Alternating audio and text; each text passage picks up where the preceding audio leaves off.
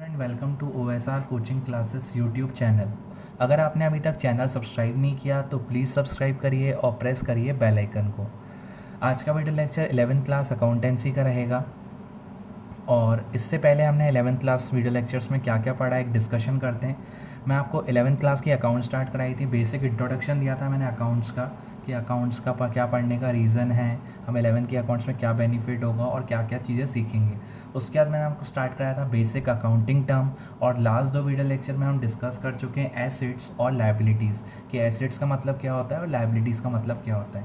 और आज के वीडियो लेक्चर में हम बेसिक अकाउंटिंग टर्म्स को समझेंगे। आज के वीडियो लेक्चर में भी हम अकाउंटिंग टर्म को ही फोकस करेंगे। तो आज का वीडियो लेक्चर हम स्टार्ट करते हैं।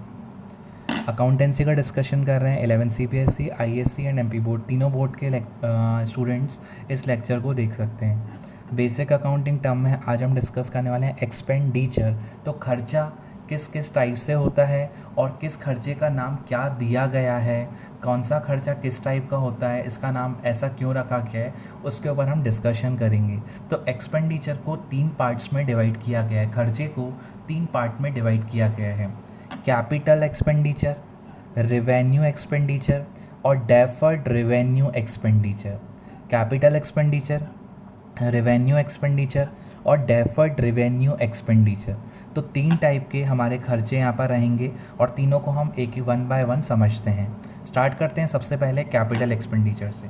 Capital expenditure, it is an expenditure incurred to acquire assets और अपग्रेडिंग एसेट्स। मतलब जो खर्चा आप एसेट्स खरीदने में लगाते हो, जो खर्चा एसेट खरीदने में लगाते हो और किस टाइप की एसेट खरीदते हो। एग्जाम्पल, आपने बिल्डिंग खरीदी, तो बिल्डिंग अगर आपने खरीदी तो बिल्डिंग को आप रेगुलर बेचोगे नहीं, खरीदोगे और लंबे समय के लिए लाइक 1 साल से ज़्यादा, 3 साल, 5 साल, 10 साल, 50 साल तक आप उस बिल्डिंग को रखोगे। तो ऐसा खर्चा जो लंबे समय के लिए बेनिफिट दे, ऐसा खर्चा हमने जो किया और वो हमें लंबे समय, हमने ऐसा खर्चा एक ऐसी एसेट में किया और वो एसेट हमें लंबे समय के लिए बेनिफिट दे। एग्जाम्पल, एसेट का मतलब आपको पता है, इसीलिए मैंने पहले आपको एसेट्स और लायबिलिटी डिस्कस कर दी, जैसे एक्सपेंडिचर का लेक्चर आपको अच्छे से क्लियर हो। तो ऐसा खर्चा आपने एसेट पे किया और वो एसेट आपको लंबे समय के लिए बेनिफिट दे, उसको बोलते हैं कैपिटल एक्सपेंडिचर। ऐसा खर्चा जो आपने बेसिकली फिक्स एसेट्स खरीदने टाइम किया हो और वो खर्चा हमें लंबे समय के लिए, वो खर्चा जिस भी एसेट पे किया और वो एसेट हमारे बिजनेस में इन शॉर्ट 1 साल से ज़्यादा चले, बेनिफिट दे, उसको हम बोलते हैं कैपिटल एक्सपेंडिचर। मतलब फिक्स एसेट जैसे लैंड, बिल्डिंग, मशीनरी, कंप्यूटर। अगर आप ज़मीन का टुकड़ा खरीदते हो तो लमसम खर्चा होता है आपका, लेकिन आप उसको रेगुलर नहीं बेचते हो, आप एक बार खरीदते हो तो 5-10 साल तो रखते ही हो।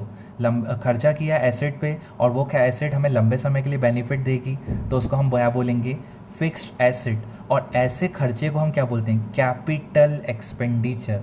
मतलब एक लमसम अमाउंट लगाया गया और वो खर्चा हमें लंबे समय के लिए, वो खर्चा उस एसेट पे किया और वो एसेट हमें लंबे समय के लिए बेनिफिट देगी, उसको हम बोलते हैं कैपिटल एक्सपेंडिचर।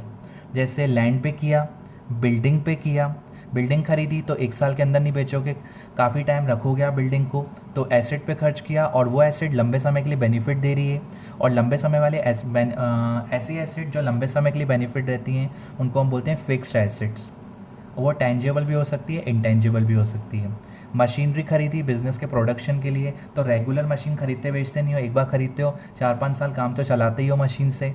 ऐसा खर्चा एसेट पे किया और वो एसेट हमें लंबे समय के लिए बेनिफिट दे रही है, उसको, उस खर्चे को बोलेंगे, जितना हमने मशीन पे खर्च किया उसको हम बोलेंगे कैपिटल एक्सपेंडिचर। और लास्ट कंप्यूटर। और भी एसेट्स होती हैं बट 4 एग्जांपल कवर किए हैं। कंप्यूटर पे आपने खर्च किया बिज़नेस की वर्किंग चलाने के लिए, उस पर बिज़नेस की वर्किंग हो रही है, उस पर बिज़नेस की वर्किंग हो रही है और वो एसेट भी हमें लंबे समय के लिए बेनिफिट दे, मतलब 1 साल से ज़्यादा के लिए बेनिफिट दे रही है कहीं ना कहीं, और उसको भी हम बोलेंगे कैपिटल एक्सपेंडिचर। तो कैपिटल एक्सपेंडिचर का मतलब आप समझ चुके हो, एक बार शॉर्ट में बता देता हूँ। ऐसा खर्चा किसी भी एसेट पे और वो एसेट लंबे समय के लिए बेनिफिट दे, उसको बोलते हैं कैपिटल एक्सपेंडिचर। और उसके एग्जांपल बेसिकली कैपिटल एक्सपेंडिचर किस पे होता है, फिक्स एसेट्स पे। जब भी आप फिक्स एसेट खरीदते हो तो उसको हम बोलते हैं हमने कैपिटल एक्सपेंडिचर किया है। वो किस किस पे हो सकता है, लैंड, बिल्डिंग, मशीन, कंप्यूटर, इन सब पे हो सकता है। इसको हम बोलते हैं capital expenditure. Second, revenue expenditure. मैं रेवेन्यू एक्सपेंडिचर को ऐसा बोल सकता हूँ रेगुलर एक्सपेंसेस, जो बिज़नेस में रेगुलर खर्चे होते हैं।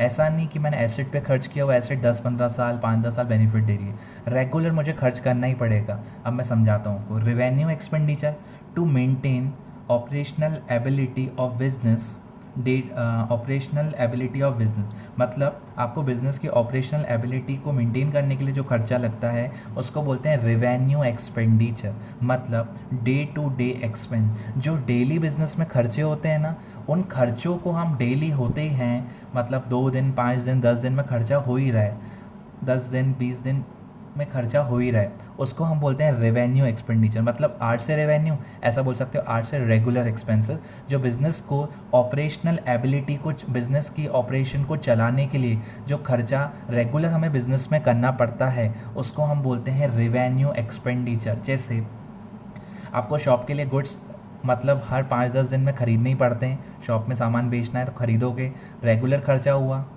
सैलरी, आपको जो स्टाफ है आपको मंथली सैलरी पे करनी पड़ती है, बिज़नेस की रेगुलर एक्टिविटी चलाने के लिए कहीं ना कहीं खर्चा हुआ। रेंट, शॉप का रेंट आपको हर मंथ का पे करना पड़ता है, कहीं ना कहीं बिज़नेस का रेगुलर एक्सपेंस है, रेगुलर रेंट लग ही रहा है। इलेक्ट्रिसिटी आप यूज़ कर रहे हो तो इलेक्ट्रिसिटी पे भी कहीं ना कहीं पैसा लग रहा है। तो ऐसा खर्चा जो बिज़नेस की ऑपरेशनल, मतलब बिज़नेस की एक्टिविटी, रेगुलर एक्टिविटी चलाने के लिए खर्च होता है, उसको हम बोलते हैं रेवेन्यू एक्सपेंडिचर। और इस per day to day regular खर्चा रहता ही है। बट कैपिटल एक्सपेंडिचर में हम एक बार मशीन बिल्डिंग खरीदते हैं तो वो 5-10 साल हमें आराम से बेनिफिट देती है, रेगुलर खर्च नहीं करना पड़ता। यहाँ पर एक बार खर्च करते हैं और लमसम अमाउंट खर्च करते हैं और लंबे समय के लिए बेनिफिट मिलता है। यहाँ हमें रेगुलरली गुड्स खरीदने ही पड़ते हैं, रेगुलरली सैलरियाँ पे करनी पड़ती हैं, मंथली सैलरी पे करनी पड़ती है, रेंट पे करने पड़ते हैं, इलेक्ट्रिसिटी एक्सपेंस पे करना पड़ता है।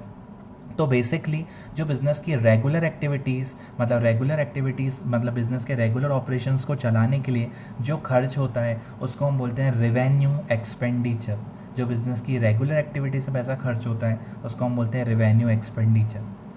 बिज़नेस की रेगुलर एक्टिविटीज़ को मेंटेन करने के लिए, बिज़नेस के रेगुलर ऑपरेशन को चलाने के लिए जो पैसा खर्च होता है उसको बोलते हैं रेवेन्यू एक्सपेंडिचर।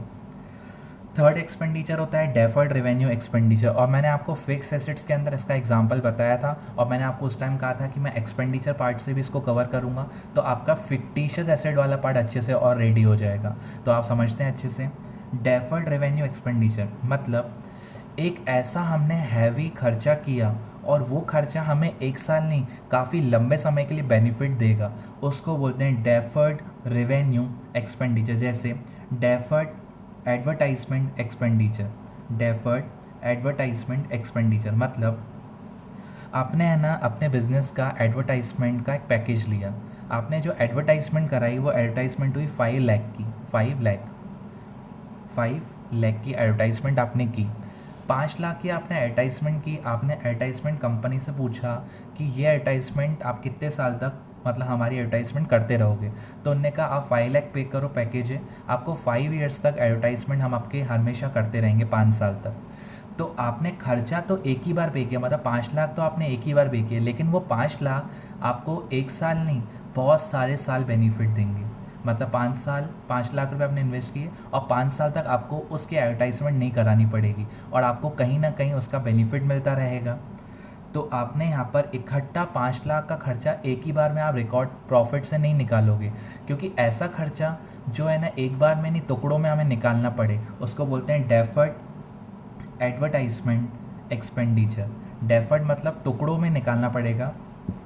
एक बार में अगर आपने 5 लाख निकाल लिए तो वो गलत हो जाएगा, क्योंकि वो एडवर्टाइजमेंट हमें 5 साल बेनिफिट दे रही है। तो देखो 5 लाख रुपीज़ खर्च किया, कितने साल, 5 ईयर्स बेनिफिट, 5 से डिवाइड किया, तो मैं हर साल का खर्चा कितना रिकॉर्ड करूँगा, 1 लाख। तो पहले साल 1 लाख रिकॉर्ड किया, बाकी बचा हुआ 4 लाख में से अगले साल फिर 1 लाख, और कहीं ना कहीं मैंने खर्चा किया और वो मुझे बेनिफिट दे रहा है, तो वो भी हमारे बिजनेस की क्या बन जाती है, एसेट। और इस टाइप की एसेट को हमें बेनिफिट मिल रहा है, फ्यूचर में बेनिफिट मिल रहा है, बिजनेस में एडवर्टाइजमेंट कराया तो कस्टमर्स आ रहे हैं, प्रमोशन चल रहा है हमारा।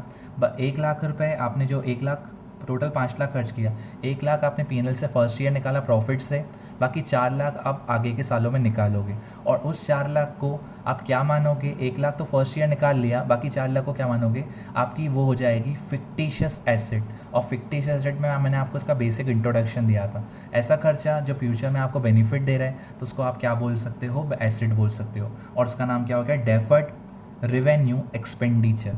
उसका नाम क्या हो गया, डेफर्ड रेवेन्यू एक्सपेंडिचर। और आपने टोटल खर्च किया 5 लाख 5 साल के लिए, तो हर साल का खर्चा 1 लाख, 1 लाख फर्स्ट ईयर का खर्चा, बाकी 4 लाख अगले 4 सालों में निकालना है। जब तक आप उस 4 लाख को किसके अंदर रखोगे, फिक्टिशियस एसेट के अंदर। मतलब खर्चा किया है और आपको बेनिफिट मिलेगा आगे उस एडवर्टाइजमेंट का, तो उसको हम डालेंगे फिक्टिशियस एसेट की कैटेगरी में। तो पहला खर्चा capital expenditure, second revenue expenditure और थर्ड डेफर्ड रेवेन्यू एक्सपेंडिचर का तीनों खर्चों का मैंने मीनिंग बताया। अगर आपके पास एक्सपेंडिचर टॉपिक आता है तो आपको इस टाइप से एक्सप्लेन करना है कि क्या हमारे एक्सपेंडिचर्स होते हैं और किस किस को खर्चे को हम क्या बोलते हैं। तो कैपिटल एक बार लगाया, लंबे समय के लिए बेनिफिट दे रही है एसेट, ये रेगुलर लगाना पड़ता है। और ये एक बार लगाया खर्चा और वो एडवर्टाइजमेंट में 3-4 साल 5 साल बेनिफिट है, उसको हम बोलते हैं डेफर्ड रेवेन्यू एक्सपेंडिचर।